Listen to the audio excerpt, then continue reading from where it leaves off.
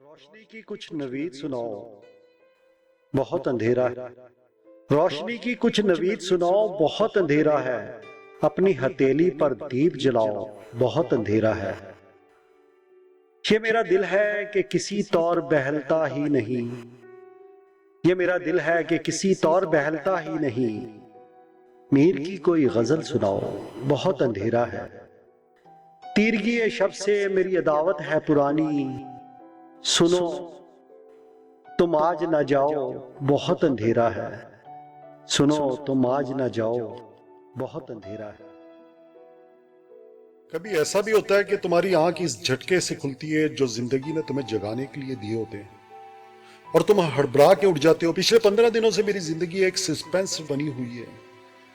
مجھے اندازہ نہیں تھا کہ انوکھی کہانیوں کا پیچھا کرتے کرتے میں خود ایک انوکھی بیماری کے پنجوں میں پھنس جاؤں گا۔ ابھی تھوڑے دنوں پہلے ہی مجھے اپنے آنتوں کے کینسر کے بارے میں پتا چلا۔ مجھے یہ بھی معلوم ہوا کہ یہ ایک ایسی بیماری ہے کہ جس کے مریض پوری دنیا میں بہت ہی کم ہیں، بلکہ نہ ہونے کے برابر۔ مریض نہیں ہے تو اس پر تحقیق بھی ویسی نہیں ہوئی جیسی ہونی چاہیے تھی۔ نتیجہ کیا ہوگا؟ ڈاکٹروں کے پاس دوسری بیماریوں کی نسبت اس کے بارے میں معلومات کم ہیں۔ علاج کامیاب ہوگا یا نہیں ہوگا یہ سب ہوا میں، اور میں بس دواؤں اور تجربے کے کھیل کا ایک قصہ ہوں۔ یہ میرا کھیل نہیں تھا بھائی، یہ میرا کھیل نہیں تھا۔ میں تو ایک فل سپیڈ والی بلٹ ٹرین میں سوار ہوا تھا۔ کچھ کام تھے جو کرنے تھے، کچھ خواہشیں تھی، کچھ ٹارگٹ تھے، کچھ تمنائیں تھی، آرزویں تھی، اور میں بالکل ان کے درمیان لٹکا ہوا۔ اب ہوتا کیا ہے؟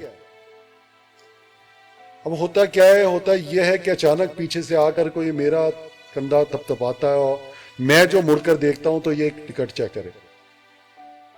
تمہارا اسٹاپ آ گیا بابو، چلو اب نیچے اترو۔ میں ایک دم پریشان ہو جاتا ہوں۔ نہیں بھائی، میری ابھی منزل دور ہے یار۔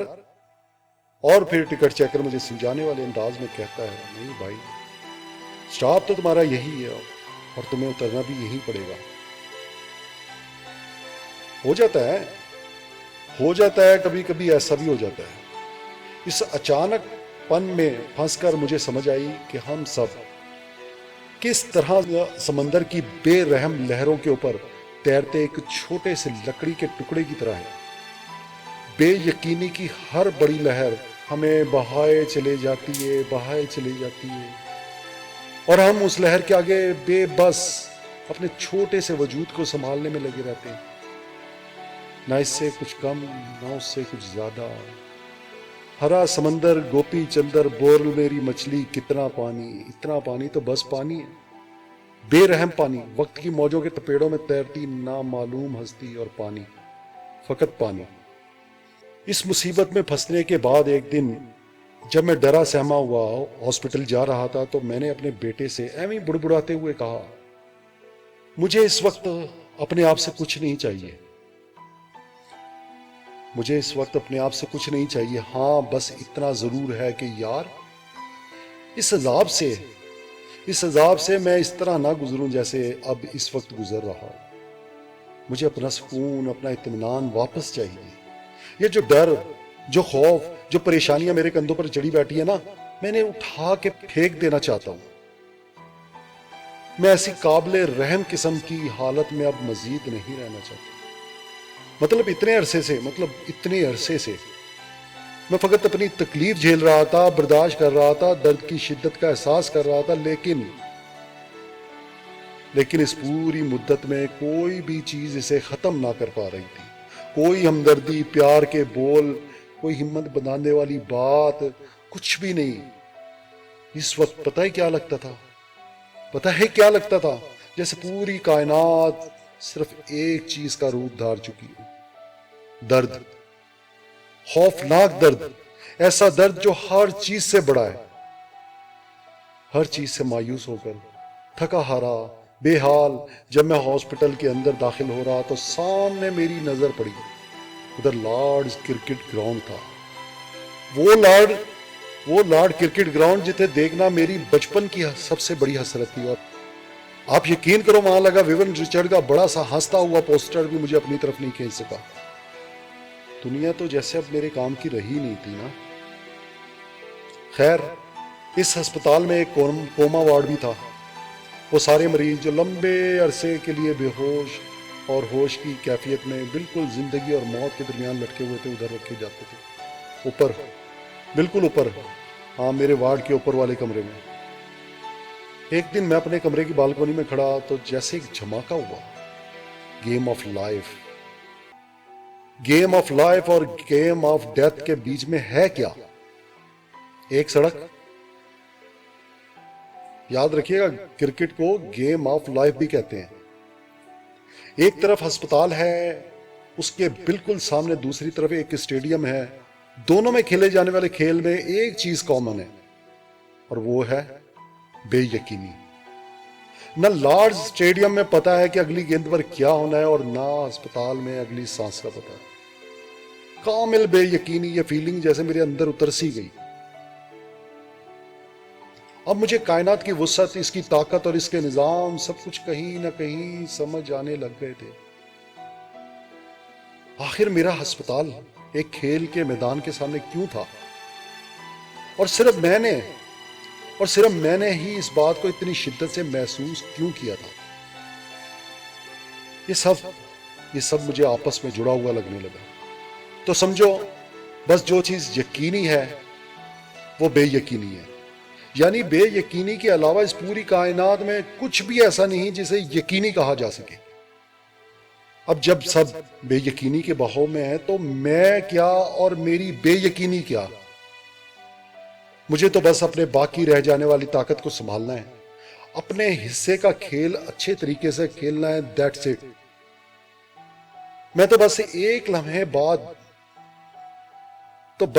لمحے بعد مجھے سمجھ آ گیا. میں جان گیا زندگی میں نتیجہ جو بھی نکلے مجھے اس حقیقت کو ماننا ہوگا کہ ادھر سب کچھ ایسا ہی ہے. چاہے میرے پاس 8 مہینے بچے ہیں, چاہے 2 ماہ بچے, بے شک 2 سال مزید بچے, سب کچھ ایک طوفانی لہر میں ہے. اور اس کے بعد تمام خدشے, تمام ڈر, تمام خوف, تمام پریشانیاں سب کچھ دھندلے ہوتے گئے اور میرا دماغ ان سب سے خالی ہو گیا. اب ساری عمر میں پہلی بار تب مجھے اندازہ ہوا کہ آزادی کا مطلب ہے. اصل میں آزادی کا مطلب ہے کیا؟ ایسا لگتا تھا جیسے مجھے کوئی بڑی کامیابی ملی, جیسے زندگی کا جادو بھرا ذائقہ مجھے پہلی بار چکھنے کو ملا. اس پوری بیماری کے دوران لوگ میرے لیے دعائیں کرتے رہے. وہ لوگ جنہیں میں جانتا ہوں اور وہ لوگ بھی جنہیں میں نہیں بھی جانتا, وہ سب مختلف جگہوں پر مختلف ٹائم زونز میں رہتے ہوئے میرے لیے دعائیں کرتے رہے. اور مجھے لگا کہ ان کی سب دعائیں مل کر ایک ہو گئی. ایک بڑی سی طاقت, ایک بڑی سی موج کی طاقت ہوتی ہے. بس وہ میری ریڑھ کی ہڈی سے میرے اندر تک اترتی چلی گئی. میری کھوپڑی کے اندر اس نے اپنی جڑیں بنا لی. اب وہ ادھر ہی اگتی رہتی ہے, کبھی ایک چھوٹا سا امید کا پودا, کبھی ایک پتا, کبھی ایک نرم سا تنا, اور میں دیکھتا رہتا ہوں, خوش ہوتا رہتا ہوں. اتنی ساری دعاؤں کے نتیجے میں اس پر جو بھی پھول اگتا ہے, جو بھی نئی ٹہنی نکلتی ہے, جو بھی پتا آتا ہے, وہ مجھے بس خوشگوار سی حیرت اور خوشیاں دیتا ہے. تو وہ جو لکڑی کا ننھا سا ٹکڑا ہے نا, اسے کیا ضرورت ہے کہ وہ پانی کا بہاؤ, پانی کا رخ بدلنے کی کوشش کرے. اسے یہ بات سمجھ لینی چاہیے کہ ہم سب قدرت کی گود میں بیٹھے ہیں. یہاں ہمیں ہلکے ہلکے قدرت جھولے دے رہی ہے, نہ اس سے کچھ زیادہ اور نہ اس سے کچھ کم. That's it. دوستو, یہ سب پڑوسی ملک کے ایک بہترین اداکار عرفان خان نے اپنے چند ٹویٹس میں لکھا تھا. اور وائے افسوس کہ آج وہ ہم میں نہیں رہا. وہ میرا بھی فیوریٹ اداکار تھا کیونکہ وہ ہمیشہ اچھوتے موضوع پر بننے والی فلموں کا انتخاب کرتا تھا. میرا ماننا ہے یہ سب کچھ آدمی تبھی لکھ سکتا ہے جب وہ واقعی ایسی کیفیت سے گزر رہا ہو جو اس کا دل چیرے دے رہی ہے. لیکن آفرین ہے اس کی ہمت اور حوصلے کی، اس نے کیسے یہ عرصہ کاٹا کینسر کے مرض میں۔ مانو یا نہ مانو، ہمیں وہ ایک سبق تو دے گیا ہے، ہمیں وہ ایک سبق تو دے گیا ہے کہ تم چاہے جتنے بھی بڑے کیوں نہ ہو جاؤ، رب کی ذات سے زیادہ بڑے ہرگز نہیں ہو سکتے۔ تمہیں فنا ہے اور ضرور ہے۔ اس لیے ایک معمولی سے لکڑی کے ٹکڑے کی حیثیت رکھتے ہوئے کبھی پانی کے بہاؤ سے مت ٹکراؤ۔ چلنے دو زندگی جیسے لے کر چل رہی ہے، چلنے دو، ہنستے مسکراتے جیو۔ جب تمہیں کہا جائے کہ ہاں جی بابو تمہارا اسٹاپ آ گیا ہے، تو بس چپ چاپ اتر جاؤ، مگر اس سارے سفر کو انجوائے کرو، اس سارے سفر کو انجوائے کرو۔